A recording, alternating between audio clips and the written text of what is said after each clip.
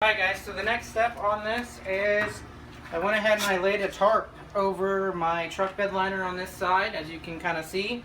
I went ahead and down here I taped off the edges. There is a little bit of overspray from the truck bed liner, you know, underneath here, but no one's going to see that, and I'm kind of really not worried about it, so it just looks a little textured there with that primer on here. This is self-edging a primer. And I mean, I didn't get too crazy with it. I kind of just did, you know, just a kind of a nice little coat on it. It's not perfect, but it doesn't have to be because it's a primer, and I'm just not too concerned about it because it's going to get banged up. It's an aluminum boat. But I went ahead and I taped the whole way down and used the tarp that I had and just kind of went for it here. And what I'm using for primer is right here. The Rust-Oleum primer, self-etching primer. Apparently it stops rust. I don't think I'm gonna have that problem with the aluminum boat. Over here, this is the color that we're going to. It's like an off. It's like that whole green, the whole new topper tracker kind of deal that Bass Pro Shops went with. They're little aluminum boats. But I'm just doing this one camouflage so-called color, and I've got 3 cans of this. 3 cans of the primer, and the truck bed coating I've got 2 cans, and that cost me a total of $50 so far. And the truck bed stuff's $11 a can. Everything else is about $4 something a can here in California at Walmart. It's not looking like it's gonna make it. I think I'm gonna need 1 more can of each just to make sure I have pretty good coats on there, maybe 2-3 coats. But it is turning out really, really nice. I ended up sanding down the whole boat. I'll kind of show you guys again, those who didn't watch the first video. I went ahead and sanded down the boat, and with I went ahead and used 80 grit sandpaper and just kind of roughed it up and got all the crap off of it. It turned out awesome. I almost thought about just polishing it and just keep sanding it, but I don't have the patience for that. Around these, I just use kind of like a wire brush.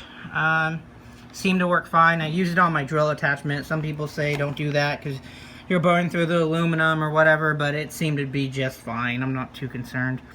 The rivets all seem to be well. I did a water test, put water in the boat, no leaks. This is a Sears.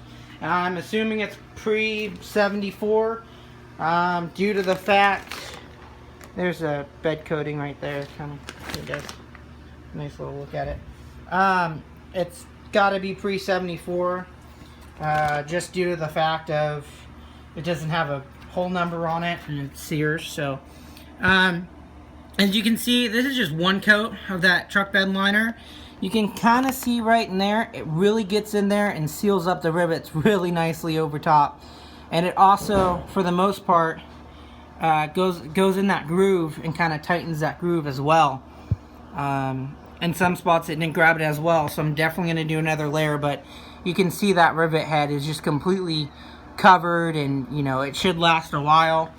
And if I have any issues with it peeling off, I'll just add another layer later on. I mean, it's a John boat, but so far I got about 10 hours of sanding in it, you know, 10-14 hours of sanding, and cleaning it, just prepping it, making sure I got all the leaks with some JB weld that I did.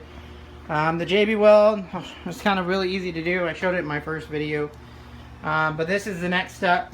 I think up here, up front here, I'm going to go ahead and truck bed liner this whole piece right here, going just all the way up, just because that's where I'm going to be hitting on the trailer and whatnot, and I don't want this camo paint just to chip off, so I think I'm going to go with something a little tougher and more aggressive there. But yeah, that's with the primer on, and I'm going to go ahead and do the paint, and I'll let you guys know.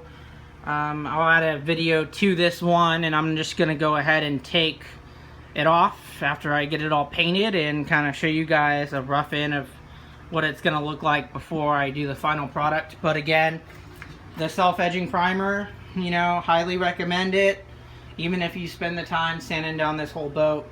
I mean, it's bare metal, you know, you need something really good to stick to.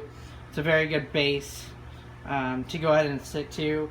Use some spick and span. I had to get off my CF numbers for California. Some goof off works well. Over here, you know, I just have, you know, sandpaper that's been torn to hell. That's 60 grit. I use a little bit of 60, but for the most part I just use 80. There's some 60 grit that came in it, so whatever I had left over I just used. But yeah, I'll give you guys another update here in a little bit and make it happen. But John Boat to Bass Boat.